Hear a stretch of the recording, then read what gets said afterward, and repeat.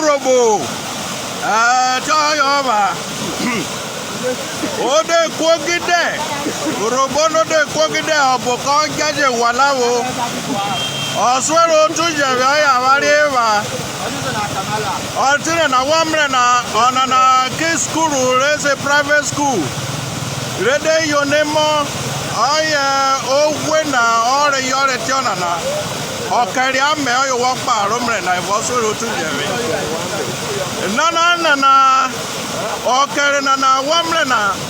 owo jaya wamre na okara porore ne tobaru tobuko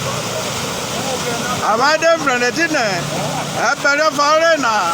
ode sheshere bo tobo emiji se tobo asa keneva na ova se yiwe yate we bore na kabare di okena na dara bori kworiswe ere gbono gbegbe na Jesu ene aidio kena paro marere are nwi awo pa o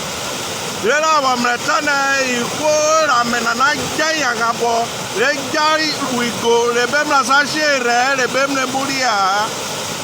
rela sabu kacha worai bebu ko wuro igwa bori pagwa na re wi mi dakara iwu amena evo amena wa yevu wewi anake fure kwa yewu yo rere abare di okena dara bore ri gometi rera wa wọn pa o pa ti na tawe abaje pa bere ofa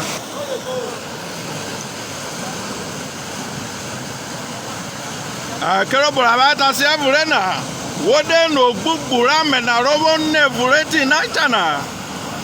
odi obura me na ruore na daro ma ruore na bodere di janofo ti ona bi asaraiva na ogwa mo be sadi ore na Kabadi okena dara bore ke gometi tane are kikuko ono tuje baba na obotu je na ba na to yo to duje ba ejo ye runwani eba ejo ye ogyo eba ejo ye ubogo eba ejo ye ogbe odu eba